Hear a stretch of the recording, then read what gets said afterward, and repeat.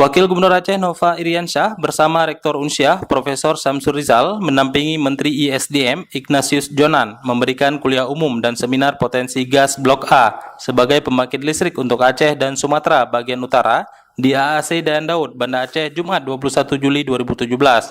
Ignatius Jonan yang didampingi Wakil Gubernur Aceh Nova Iriansyah tiba di Universitas Syah Kuala, tepatnya di gedung AAC Dayan Daud sekitar pukul 10 pagi.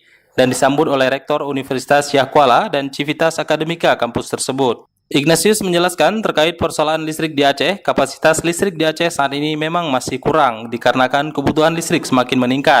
Ignatius juga mengatakan kebutuhan listrik di Aceh sebenarnya tercukupi dengan pembangkit yang ada, tapi cadangannya masih kurang sehingga ketika ada mesin rusak atau memasuki masa perawatan terpaksa harus dilakukan pemadaman bergilir.